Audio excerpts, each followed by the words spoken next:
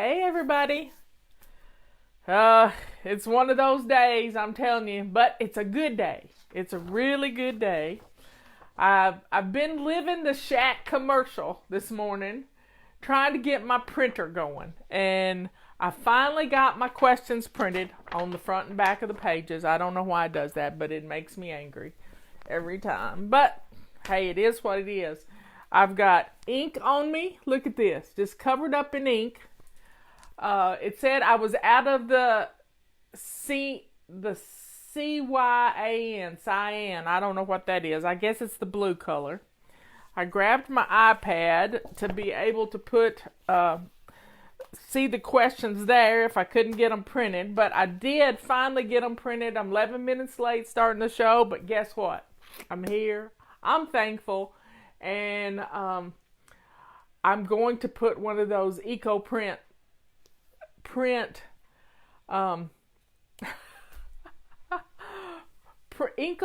I think Shack, it's an eco print printer on my want list, because I'm tired of going to print something and the printer not working. I'm really tired of it, and it's not my fault, because I have a good supply of printer cartridges, but they don't run out at the same time. So anyway, sometimes you need something printed. You just need it printed. Anyway, I've got questions today. I came home yesterday. I guess you can tell I'm in my home studio. It's all good. Ben is still in the hospital, but they took off more fluid from his tummy, and he's feeling a lot better. So we are thankful. We're very thankful. And he's going to get to go home tomorrow, we think. So with all that, they took 10.2 liters of fluid off of him. 10.2 liters. That's almost 3 gallons of fluid. 3 gallons. Think about having 3 gallons of milk on your tummy. I can't even imagine, but I saw it. I saw how he felt. So keep saying prayers, and it's a hard time to lose family. Pastor Andrew, his daughter lost her husband Christmas Eve, and it's just a tough time to lose a loved one. And our mama died on Christmas Eve, so it's just hard. And having a funeral and the holidays is tough. It's really tough. So folks, we got some questions today, and I've been discussing routines with Ben, and it's good to have routines. Routines, when he was in prison, there was all routines. They had a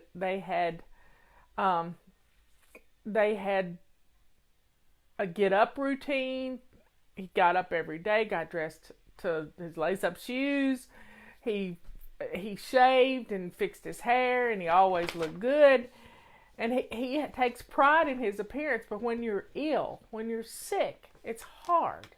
But we need to stay with our routines as much as possible. I get up and get dressed every day to lace up shoes. Yesterday morning, I got a call that you don't like to get. And it was from Ben screaming, saying, "Aunt Marla, get here quick. I think I'm dying." And I said, "Okay, talk to me. What's going on?" And he said, "They took more fluid off, but now I'm hurting really bad." And I said, "Well, on a scale of 1 to 10, what's your pain level?" And he said, "Aunt Marla, it's a 50, and I'm broken out in a sweat." And I said, "I'm on my way." 15 minutes from there, I got there as soon as I could. He was still hurting when I got there. The doctor was with him, thank the Lord. And we got him some relief, finally. We got him some relief, and they checked to see, what was causing this knot that came up on his abdomen. So let's get to our questions. keep Ben in your prayers. Keep Pastor Andrew and his family in your prayers. And it's all we can do sometimes is pray. It's all we can do. Do you start over with baby steps when we start a new year? That's the first question. Well, it's not really starting over. It's just jumping in. We all need to reinforce the habits we've learned. Sometimes we need a little refresher course. And we have the 31 Baby Step book. This is on our website. You can get it. You can get it on Amazon. Main thing is, this book is all about baby steps, but our habit for January is keeping our sink clean and shiny. And when we keep our sink clean and shiny, it is like a snowball effect in a good way of wonderful things happening. So keeping your sink clean and shiny is going to propel you into the new year with this new habit and taking care of, however the kitchen goes, the rest of the house goes.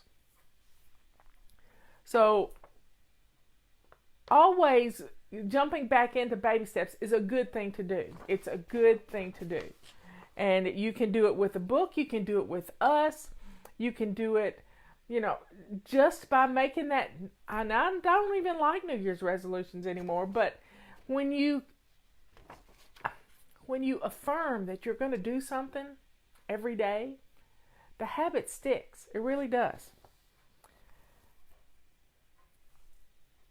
Okay, so getting your routines in place is going to help. Sit down and write down your routines, little routines. Do you have a motto for 2020, and how do you come up with them? Well, I've been working on a motto in my free time. I've been pondering on it, praying on it, letting words come to me, just closing my eyes and just seeing the year 2020. And it's kind of, it's methodical. And sometimes I don't even know until New Year's Eve. I really don't know until New Year's Eve. But I've been working and I've been thinking about the word 20. We've been in 19 and 18 and 17 for the last 10 years, these teens. But we've got 20. And next year we'll have 21. And 22, so we can rhyme different things. We've had lots of great mottos over the years, and I'll be sending those out so you can see them. But 20 rhymes with plenty. See how many words you can come up with that rhyme with 20, or even phrases that come up with the word that rhyme with 20. Catch the vision in 2020. Well, vision, we can all see a vision. We need specifics. We really need specifics when it comes to our clutter, because we all have plenty, don't we? We all have plenty. In fact, we all have too much plenty. So plenty is framing up to be kind of the word I'm looking for. So I am willing for y'all to offer some suggestions. But how do we need just enough. 1 year our motto was less is more. When you have just what you need. When you have just what you need. Now think about when the Israelites left Egypt. This is one of my favorite books in the Bible, Exodus. When they left Egypt, they took just what they needed. They took what they needed. And when they went out into the desert, and they went in the desert for 40 years, everybody. 40 years they were in the desert. And God sent them manna from heaven.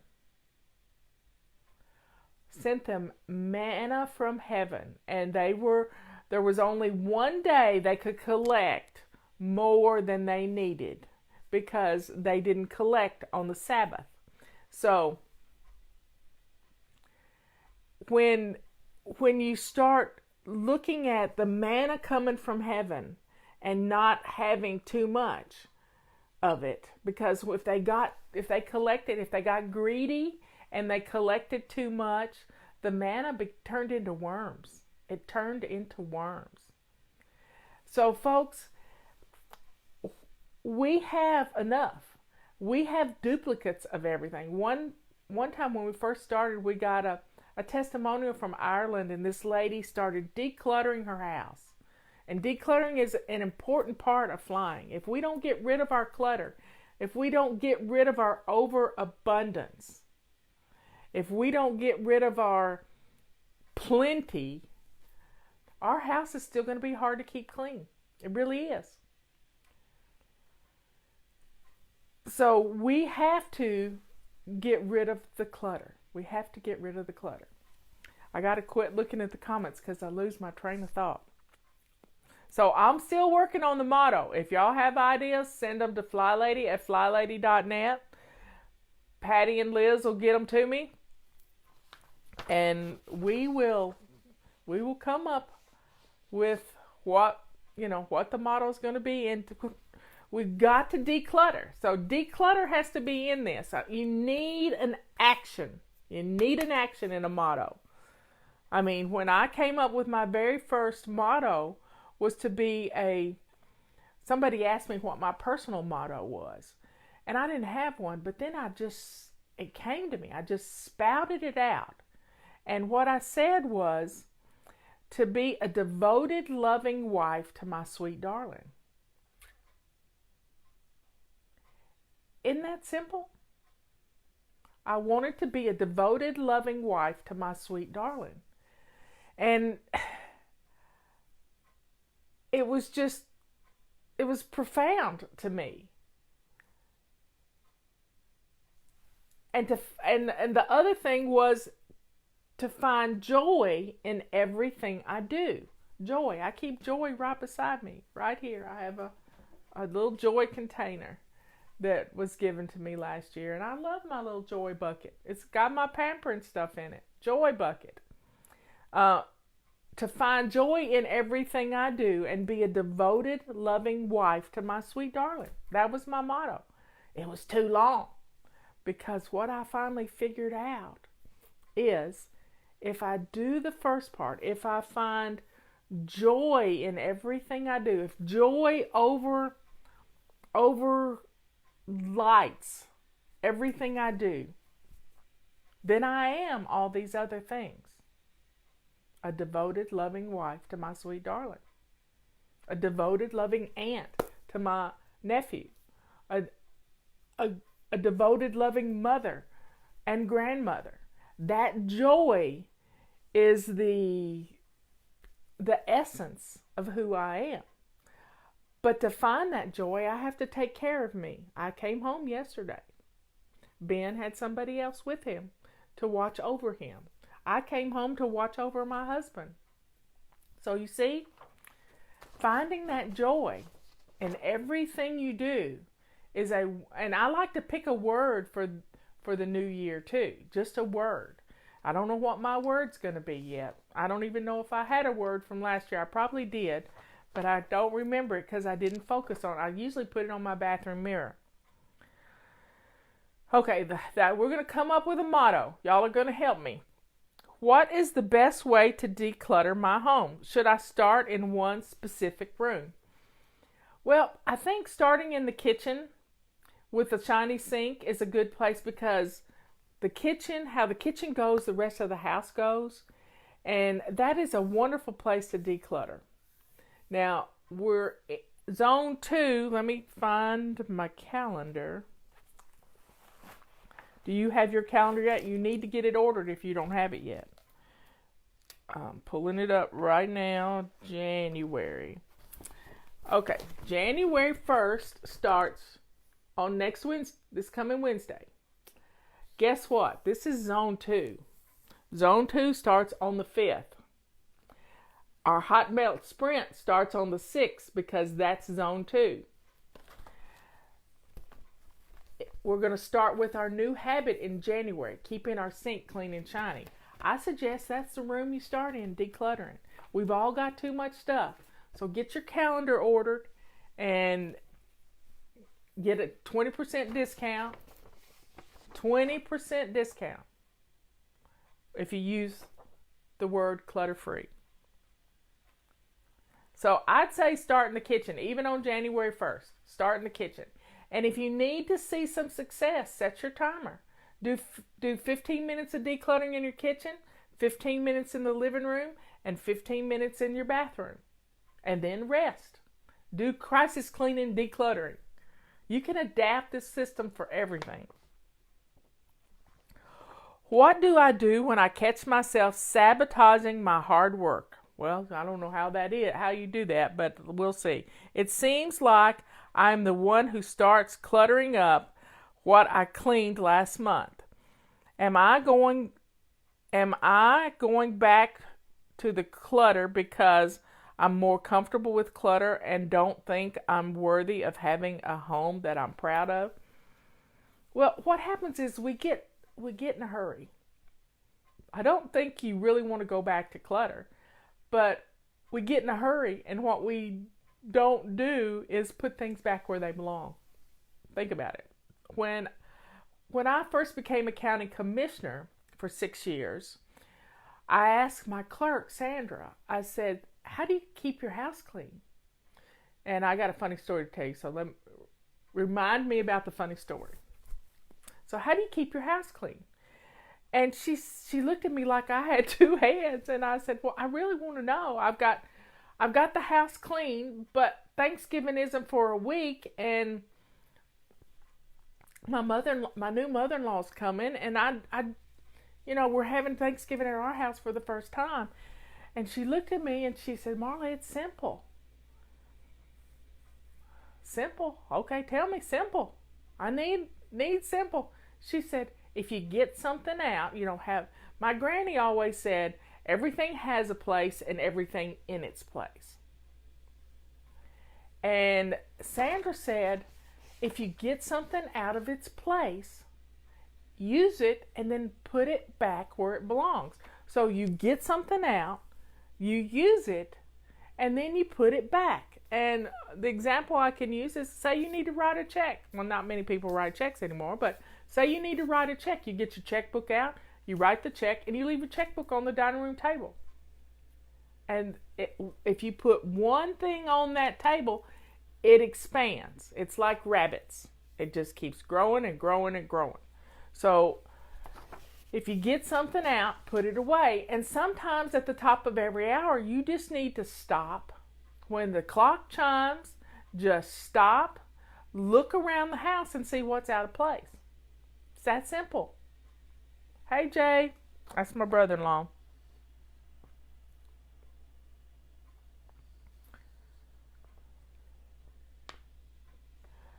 So you deserve to have a house that's clutter-free. And this year we're going to focus on getting rid of our clutter. Because we have to eliminate clutter.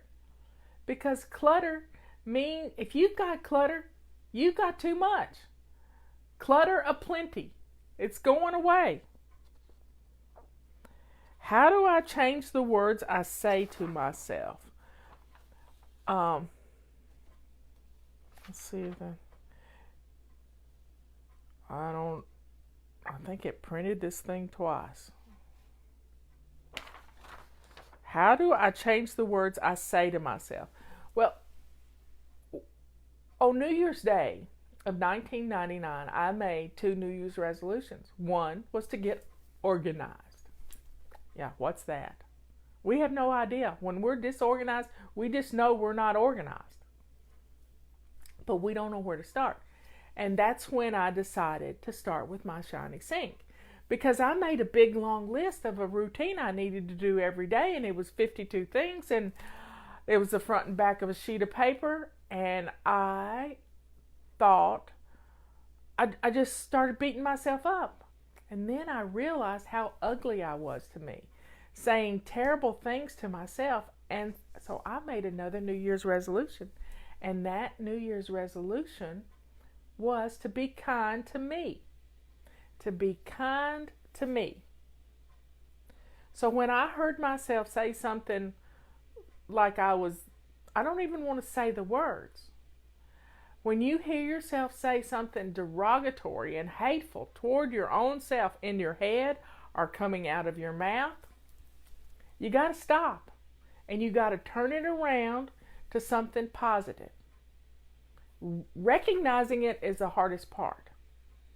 Recognizing the hatefulness you say to yourself, because you wouldn't say those hateful words to a stranger. Well, you might on Twitter, but you wouldn't say them to somebody's face. So let's be aware of what we're saying to ourselves. And we have to recognize where you heard those words. You know, they probably came from a mama or a papa. You know, they're probably an ex-husband. You have to figure out where those words came from, and then you can X them out. You can just X them out. Even if you have to physically do this. X them out. Delete, delete, delete. I am not that way. I am kind, loving. I'm learning. So you can change the tone, but you got to recognize it and delete it. So let's put the big X over those ugly words we say to ourselves.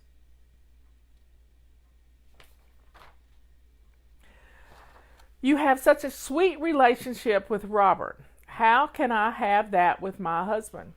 Well, you have to listen to him. And you don't need to treat him like one of the kids. He's a grown man. You married him for a reason. Look at those reasons.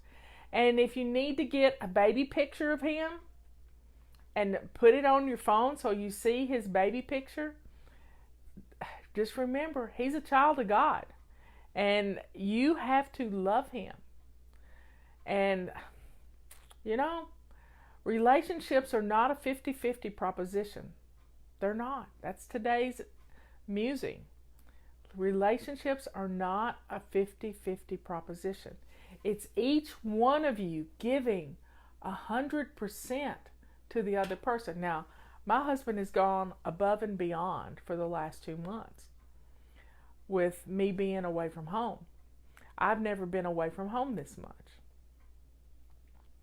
He has understood. He's told me when I have been upset and crying. He said, honey, you're doing God's work. And I told my sister Patty, you know, we just need to love Ben. We need to love him and do what we can as a family to help him. And I'm doing all I can.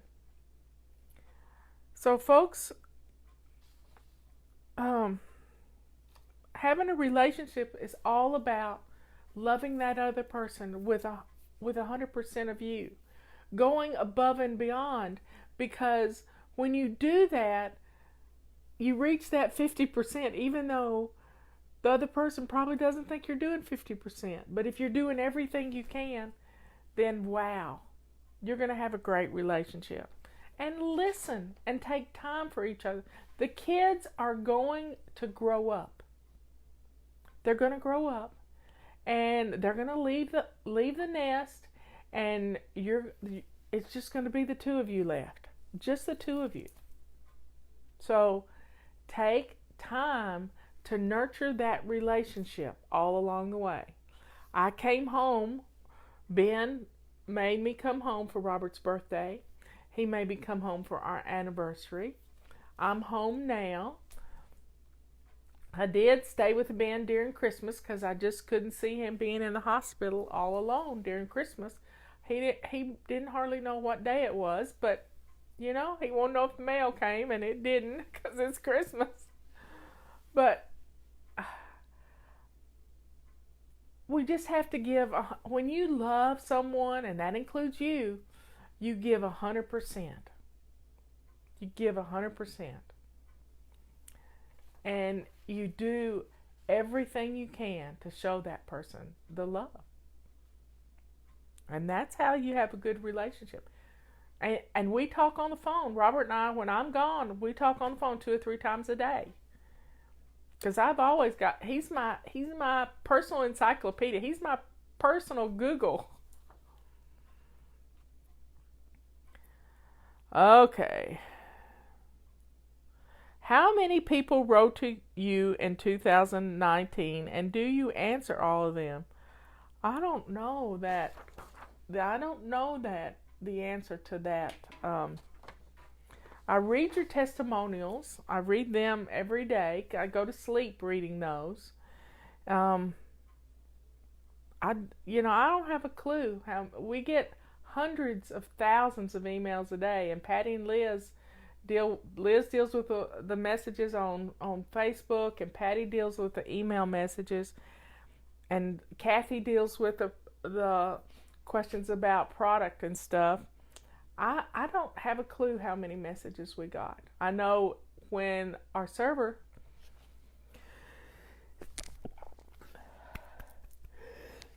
oh, pardon me. That sneeze came out of nowhere. I just don't know. And yes, we do answer all of them. In some form or fashion, we answer them. I might not answer them personally, but if Patty gets the messages to me, and people write me letters, and I get those from the office. You can send a letter, a testimonial to 132 Commerce Street, Brevard, North Carolina, 28712, and the letter will get to me. The card will get to me.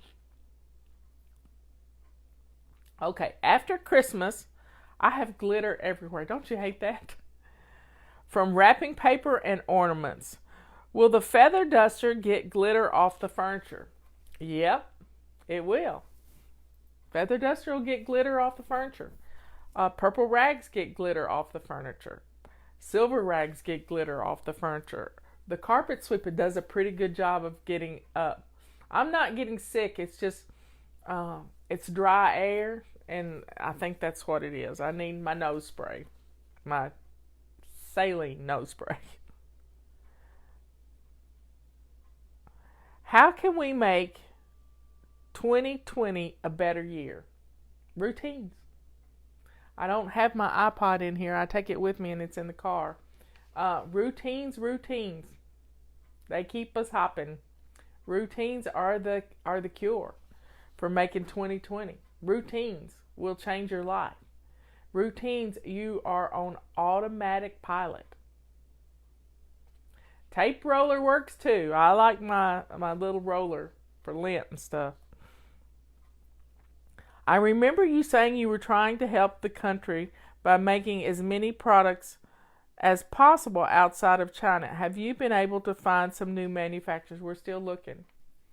Manufacturing coming back for the things that we're making is hard to find. It's hard to find. We look every day. That's Jack and Justin. They look all the time trying to find things that we can purchase that in the United States. And we shall see. We shall see. Maybe in the new year. Our calendars are made in the United States. Our books are printed here. So, yeah, we've got a lot of things that are here.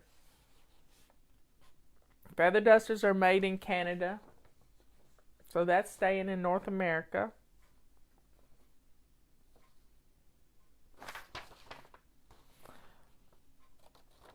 I think that's got everything. Anyway, y'all, our water bottles are back in stock. They're in the car, by the way, along with the cooler bag. They're back in stock. So get your water bottles ordered. Get your calendars ordered while we got a 20% discount. All of our special sales that we've had during Christmas are going away right after the first of the year. So don't procrastinate. You're the one that's going to be left holding the empty bag of goodies from Fly Lady if you procrastinate. So, folks, I dropped my paper. Get your calendars ordered. It's Friday. It's clean out your purse day. And my purse is pretty clean. I cleaned it out at the hospital yesterday. So folks, get your purse cleaned out, get your car cleaned out, get your car filled up with gas. It's always good to have a car filled up with gas. I had to get gas on Christmas morning. I had to get gas on Christmas morning. Can you believe that? It was late when I left the hospital on Christmas Eve, and there was no place open. And so I went to the hospital Christmas morning, and I saw a station open. I could have made it to the hospital and back to the house again, but I would have been on fumes. But I saw a place open, and I stopped and filled up with gas.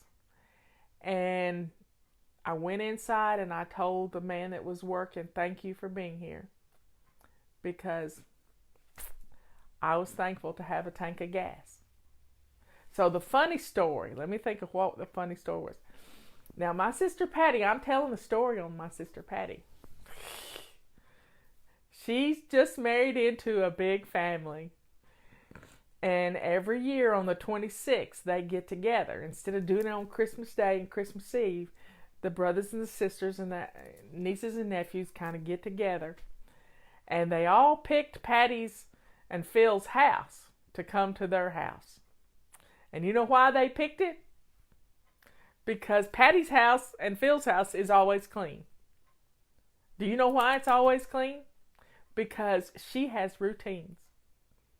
She has routines. Her house always looks wonderful. As soon as somebody leaves the guest room, she changes the sheets and puts them back on the bed, ready for the next person to come.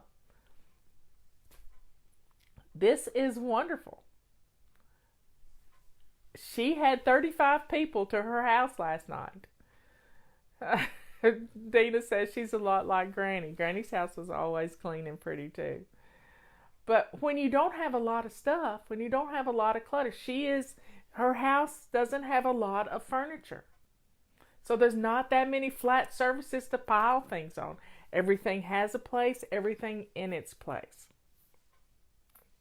So she had 35 people at her house last night. She put out a platter of wings. Everybody else brought stuff. They got pizzas and somebody was playing the piano. It was wonderful. So folks, you can have a party at a moment's notice if your house is in order. Let's strive for that this year, where we can have people over without having to work for 3 days to get rid of the chaos.